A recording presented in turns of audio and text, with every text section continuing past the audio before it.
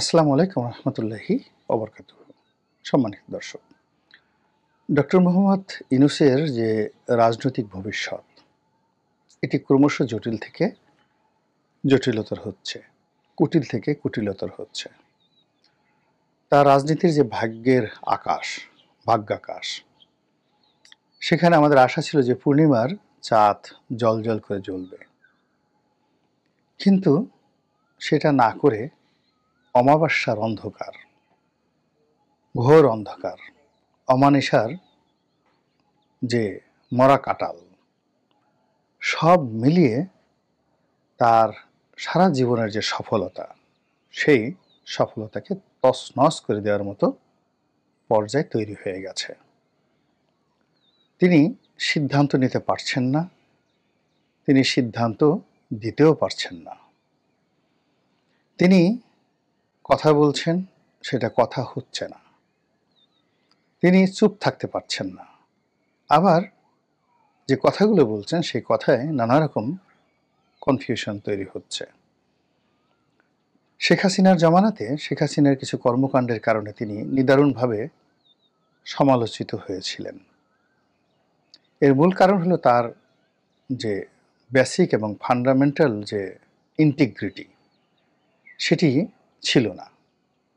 2014 সন, 18 এবং 24 তিনটি অনিয়মের নির্বাচন এবং তিনটি অগণতান্ত্রিক নির্বাচন করার ফলে তার যে প্রধানমন্ত্রী হিসেবে আইনগত ভিত্তি, বৈধতা এবং নৈতিক মনোবল শূন্যের কোঠায় চলে গিয়েছিল। ফলে তার যে সুদীর্ঘ রাজনৈতিক জীবন, তার যে পারিবারিক ঐতিহ্য, ট্র্যাডিশন, তিনি যে বঙ্গবন্ধু কন্যা, তিনি যে একটি রাজনৈতিক পরিবারকে রিপ্রেজেন্ট করেন, সব কিছুই তার জন্য বুমেরাং হয়ে পড়েছিল। যেমন ধরুন, আপনার আতর, একশেষি আতর যদি কোনো অবস্থাতেই আবর্জনার মধ্যে পড়ে যায়, আপনি কি আতরের গন্ধ শুঁকতে পারবেন? কখনোই পারবেন না। তো তদ্রূপ যখন যে কোনোভাবে মানুষ যদি অবৈধ হয়ে যায়, অগণতান্ত্রিক হয়ে যায়, ফ্যাসিস্ট হয়ে যায়, এবং যে পদে থাকে সেই পদের যদি তার সম্মান না থাকে, তাহলে তিনি যতই জ্ঞানী হন, শিক্ষিত হন, তার যতই ইতিবাচক দিক থাকুক না কেন, এগুলো ওই যে আবর্জনার মধ্যে যখন একটি আতরের শিশি ফেলা হয়, ওটার যে প্রতিক্রিয়া ওইরকম হয়। এখানে ভিন্ন উদাহরণ দিতে পারতাম, বলতে পারতাম যে এক বালতি দুধের মধ্যে একটু গোচও না দিলে যেভাবে দুধ জমে যায়, ঠিক ওটার সঙ্গে এখানে তুলনীয় নয়। এ কারণ হলো দুধ জমে গেলে সেখানে দই হয় এবং দইও অনেক সময় উপাদেয় হয়ে যায়, সেখানে ছানা হয়, তারপরে আরও অনেক কিছু হয়। কিন্তু যদি আবর্জনার মধ্যে আপনার আতর পড়ে যায়, তাহলে আতরের অস্তিত্বটাই বিলীন হয়ে যায়। এই কারণে হয় কি, যে ভালো মানুষ, যোগ্যতম মানুষ যে কোনো একটা ওসিলাতে গিয়ে যদি সে ট্রলের শিকার হয়ে পড়ে এবং মন্দ একটা জায়গাতে গিয়ে বসে, তখন আর তার সেই জিনিসগুলো থাকে না। শেখ হাসিনা পরপর দুইবার গণতান্ত্রিকভাবে নির্বাচিত প্রধানমন্ত্রী, 1996 সনে এবং 2008 সনে। তার যে এই বিরাট সফলতা এবং ওই দুই সময়টাতে তিনি যে উল্লেখযোগ্য কর্মকাণ্ডগুলো করেছেন, সবই এসে এই 14 সনের পর এমন হয়ে গেল যে তিনি যা বলেন তা নিয়ে হাসাহাসি হয়। তাহাজ্জুদ নামাজ পড়েন, হাসাহাসি হয়। তার তসবিহ নিয়ে হাসাহাসি হয়। তিনি কাঁঠাল দিয়ে বার্গার তৈরির কথা বলেন, এজন্য তার নাম হয়ে যায় কাঁঠাল রানী। এটা হওয়ার কথা নয়। তার একটা কথাও কিন্তু অপ্রাসঙ্গিক নয়। কাঁঠাল দিয়ে বার্গার তৈরি করা হয় এবং সেটা অনেক সুন্দর বার্গার হয়। তিনি তেল ছাড়া রান্না করেন, পেঁয়াজ ছাড়া রান্না করেন। তো এই জিনিসগুলো প্রশংসার দাবি রাখত যদি অন্য সময় হতো, কিন্তু যেহেতু তিনি তার যে আইনগত বৈধতা এবং ভিত্তি হারিয়ে ফেলেছিলেন, ফলে তিনি যা কিছু করতেন সবই মানুষ ট্রল করত। তার পোশাক নিয়ে, তার আশাক নিয়ে, তার কথা নিয়ে, তার চাহনি নিয়ে, সব কিছু নিয়ে। তো এই যে শেখ হাসিনা যখন এই জায়গাটাতে পৌঁছে গিয়েছিলেন, যখন তার সে আইনগত তার যে বৈধতা নেই এই জিনিসটি তিনি যখন বুঝে গিয়েছিলেন, তখন তিনি তার সেই যে অবৈধতা এটাকে ধামাচাপা দেওয়ার জন্য তিনি শক্তি অর্জন করার চেষ্টা করেছেন। সর্বোচ্চ শক্তি, মিলিটারি পাওয়ার, তারপর ছাত্রলীগের পাওয়ার, আওয়ামী লীগের পাওয়ার, ভারতের পাওয়ার, চীনের পাওয়ার থেকে শুরু করে তার শুধু ডক্টরেট ডিগ্রি লাগবে, প্রায় 200-250 ডক্টরেট ডিগ্রি, কিন্তু কোনো অবস্থাতে তিনি সমাজের যে সম্মান এবং মর্যাদা এটা তিনি পাচ্ছিলেন না। এবং শেষের দিকে এসে তিনি ভীষণ রকম অস্থির হয়ে পড়েছিলেন। তার স্পষ্টতই দুই নৌকায় দুটো পা ছিল, একটা ভারতের দিকে এবং আর একটা চীনের দিকে। এবং এখানে তিনি স্থির ছিলেন না। তার মন এবং মস্তিষ্ক এবং হৃদয় পশ্চিমা দুনিয়ায় ঘুরে বেড়াতো এবং কি করে আমেরিকার সাথে বন্ধুত্ব করা যায়, কি করে রাশিয়ার সাথে বন্ধুত্ব রক্ষা করা যায়, কি করে ফ্রান্সের সাথে বন্ধুত্ব করা যায়, এই বিষয়গুলো নিয়ে তিনি 3 ভাগে বিভক্ত হয়ে পড়েছিলেন। ত্রিবেণী সঙ্গমে তিনি পড়ে গিয়েছিলেন। ফলে কি হলো, তাকে নিয়তির অমোঘ যে টান, সে টানে তাকে সাড়া দিয়ে পতনের দ্বারপ্রান্তে তিনি চলে গিয়েছিলেন। ঠিক একই অবস্থা এখন ডক্টর মোহাম্মদ ইউনূসের ক্ষেত্রেও আমরা দেখতে পাচ্ছি। তিনি প্রথমে এসে খুব ভারত বিরোধী কথাবার্তা বললেন। আমরা তো মহা খুশি যে এইবার আমরা একজন যজ্ঞেশ্বরকে পেয়েছি, যিনি কিনা দিল্লির আধিপত্যবাদের বিরুদ্ধে এই প্রথম বাংলার সিংহাসনে বসে কণ্ঠ উঁচু করেছেন। সারা বাংলাদেশ হই হই রই রই করে বলল যে হ্যাঁ, বাপের বেটা হও তো ডক্টর ইউনূসের মতোই হতে হবে। কিন্তু কিছুদিন যেতে না যেতেই তিনি আবার সুর নরম করে ফেললেন। ইন্ডিয়ার সঙ্গে বন্ধুত্ব করার জন্য, সম্পর্ক রক্ষা করার জন্য তিনি তার দ্বারকে অবারিত করলেন। নরেন্দ্র মোদী সঙ্গে বৈঠক করার জন্য তিনি প্রাণান্ত চেষ্টা করলেন। ভারতের সঙ্গে কূটনৈতিক সম্পর্ক স্থাপনের জন্য তিনি জোর তদবির চালালেন।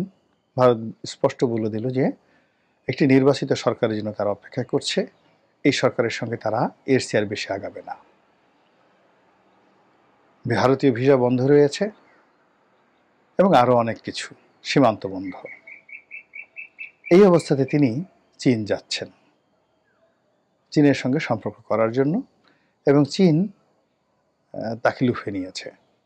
শোনা যাচ্ছে যে চীনের প্রেসিডেন্ট তাকে বহন করার জন্য আলাদা বিমান পাঠাবেন। কিন্তু আপনারা জানেন যে নিয়তি যখন মানুষকে ডাকে তখন সে মানুষ যতই হাত পাক না কেন সে কিন্তু কুলকিনারা পায় না। এখন বিভিন্ন কারণে ডক্টর মোহাম্মদ ইউনূসের পায়ের নিচ থেকে মাটি চলে গেছে। এখন চীন তো দূরের কথা, 1000 চীন চেষ্টা করলেও তাকে হেফাজত করতে পারবে না, তাকে রক্ষা করতে পারবে না, কিংবা তার সরকারের জন্য কোনো ইতিবাচক সিদ্ধান্ত দিতে পারবে না। বরং চীনের খপ্পরে পড়ে তিনি যদি কোনো সিদ্ধান্ত চীনের পক্ষে দেন এবং চীনের সঙ্গে যদি একটা চুক্তিতে আসেন, সেটি ভারতের জন্য রীতিমতো একটি জিহাদের কারণ হয়ে দাঁড়াবে, এটা জিদের কারণ হয়ে দাঁড়াবে। তো এই কাজের পাশাপাশি আবার তিনি পশ্চিমাদের সাথেও কিন্তু সম্পর্কটা রক্ষা করার চেষ্টা করছেন। তিনি স্পষ্টত জানেন যে ডোনাল্ড ট্রাম্পের সঙ্গে তার সম্পর্ক ভালো না, ডোনাল্ড ট্রাম্প তাকে ছাড়বেন না। ইতিমধ্যে আপনারা দেখেছেন যে কমলা হ্যারিস এবং হিলারি ক্লিন্টনের যে সিকিউরিটি পাস সেটি বাদ দেওয়া হয়েছে, বাতিল করা হয়েছে। ডোনাল্ড ট্রাম্প বলেছেন যে না, এই ধরনের মানুষ জাতীয় গুরুত্বপূর্ণ বিষয়ে তারা জানতে পারে না। ফলে যে কোনো সাবেক ভাইস প্রেসিডেন্ট বা সাবেক পররাষ্ট্রমন্ত্রী হিসেবে তাদের যে সিকিউরিটি পাস ছিল সেটি বাতিল করা হয়েছে। ক্লিন্টন ফাউন্ডেশন নিয়ে তদন্ত করা হবে এবং ক্লিন্টন ফাউন্ডেশনে যারা দান করেছেন, টাকা দিয়েছেন, তাদের মধ্যে ডক্টর ইউনূস পড়ে যাবেন। এরপর ডক্টর ইউনূসের গ্রামীণ ব্যাংক তাদের যে শাখা কর্মকাণ্ড ইউরোপ এবং আমেরিকাতে আছে, এগুলোতেও তদন্ত শুরু হয়ে যাবে, FBI তদন্ত শুরু হয়ে যাবে।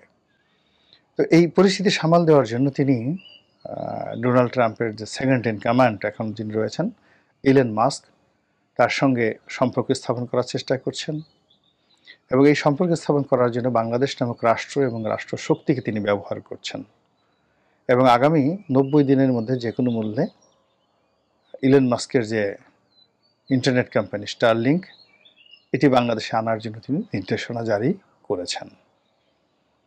এখানে দেশের কত ক্ষতি হলো, এর দ্বারা এক্সিস্টিং যারা ব্যবসা বাণিজ্য করছেন তাদের কি ক্ষতি হবে, দেশের কি লাভ হবে, তার চাইতে বড় ব্যাপার হলো ডক্টর মোহাম্মদ ইউনূস জিদ করেছেন যে তিনি ডোনাল্ড ট্রাম্পের সঙ্গে সম্পর্ক করবেনই। আবার অন্যদিকে ডোনাল্ড ট্রাম্পের যে বিরোধী পক্ষ যারা ডেমোক্র্যাট, তাদের সঙ্গে তিনি সম্পর্ক অব্যাহত রেখেছেন, তলে তলে সম্পর্ক রেখেছেন, প্রকাশ্যে রেখেছেন। ক্লিন্টন, হিলারি ক্লিন্টন, বাইডেন, কমলা ছাড়াও তার দলের অনেক যারা সিনেটর রয়েছেন তাদের সঙ্গে তিনি সম্পর্ক স্থাপন করে ফেলেছেন এবং এরকম একজন সিনেটরকে তিনি বাংলাদেশে দাওয়াত করে এনেছেন বা তিনি এসেছেন। পরে জানা গেল যে সেই সিনেটর একটি অস্ত্র ব্যবসায়ী কোম্পানির, আমেরিকান আর্মস কোম্পানির তিনি দালাল, লবিস্ট। বাংলাদেশে এসেছেন মূলত সেনাবাহিনীর কাছে এই আমেরিকান অস্ত্র বিক্রি করার জন্য। তো এভাবে তিনি আমেরিকান লবিকে কাজে লাগানোর চেষ্টা করছেন। তিনি ইম্মানুয়েল ম্যাক্রোর সঙ্গে তার ব্যক্তিগত সম্পর্ক, এটাকেও কাজে লাগার চেষ্টা করছেন এবং তিনি ঘুরে বেড়াচ্ছেন তার যে রাজনীতি, সেই রাজনীতির একটা নিরাপদ পথ চলা নিশ্চিত করার জন্য, অথবা এই রাজনীতি থেকে যেন তিনি নিরাপদে প্রস্থান করতে পারেন, সেফ এক্সিট যেন হয়, এই চেষ্টা তিনি করে যাচ্ছেন। কিন্তু ওই যে আগেই বলছিলাম যে এটি হবার নয়। এর কারণ হলো তিনি প্রথমেই তার স্টেপ, যে ফুড স্টেপগুলো ছিল, সেই জায়গাতে তিনি মারাত্মক কতগুলো ভুল করে ফেলেছেন। তার যে রিক্রুটমেন্টগুলো, তার একটা রিক্রুটমেন্ট ভালো হয়নি। তিনি যে সকল লোককে ভাড়া করে বিদেশ থেকে এনেছেন, কাউকে ব্যক্তিগত সহকারী, এরা আন্তর্জাতিক প্রতিষ্ঠানে কাজ করেছে, ভালো রেজাল্ট আছে, অক্সফোর্ড ক্যামব্রিজে পড়াশোনা করেছে, কিন্তু বাংলাদেশের রাজনীতিতে একেবারেই অপাংক্তেয়। এখানে রাজনীতি করার জন্য, এখানে প্রশাসন চালানোর জন্য, এখানে নেতৃত্ব দেওয়ার জন্য যে গুণাবলী দরকার, এরকম একজন লোককেও তিনি রিক্রুট করতে পারেননি। দ্বিতীয়ত, তিনি যাদের উপর নির্ভর করেছিলেন, ছাত্রদের উপর, এখন এই ছাত্ররা এত নবীন, এত কচি, এত কাঁচা, এত অবুঝ যে এই ছাত্ররা নিজেরা কলঙ্কিত হয়েছেন অনেকে, আবার ডক্টর মোহাম্মদ ইউনূসকেও কলঙ্কিত করে ফেলেছেন। তার ক্ষমতার মূল ভিত্তি সেনাবাহিনী এবং সেনাপ্রধান জেনারেল ওয়াকারুজ্জামান তার রাইট হ্যান্ড হওয়ার কথা ছিল, কিন্তু পরিস্থিতি এমন হয়ে গেছে যে সেনাবাহিনীর সঙ্গে তার সম্পর্কটা ভালো যাচ্ছে, কথা আমি বলতে পারবো না। আর ওয়াকারুজ্জামান সাহেবের সঙ্গে তার যে সম্পর্কটা, এটা দাকুমরা সম্পর্কে পরিণত হয়েছে, এটা একেবারে দিনের আলোকের মতো স্পষ্ট। এতগুলো সমস্যার মধ্যে আবার রাজনৈতিক অস্থিতিশীলতা, শেখ হাসিনার ঢুকে পড়া, ভারতের চাপ, সব মিলিয়ে তিনি কি করবেন?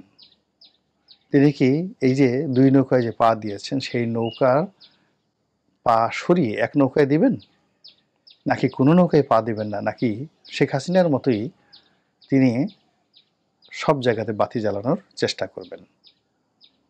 তিনি বয়োবৃদ্ধ মানুষ, অভিজ্ঞ, প্রাজ্ঞ, তিনি হয়তো অনেক ব্যাপারই আমাদের সাথে অনেক অনেক ভালো জানেন, কিন্তু যেহেতু তার কর্মকাণ্ড তিনি দেখতে পারেন না প্রকৃতিগতভাবে, আমরা দেখতে পারি, তা আমরা দূর থেকে যে বিষয়গুলো দেখলাম বা দেখছি, সেগুলো নিয়েই বললাম, কেবলমাত্র তাকে সতর্ক করার জন্য। মহান আল্লাহ আমাদের সবাইকে হেদায়েত দান করুন এবং হেফাজত করুন। আসসালামু আলাইকুম রহমতুল্লাহি ওয়া বারাকাতুহু।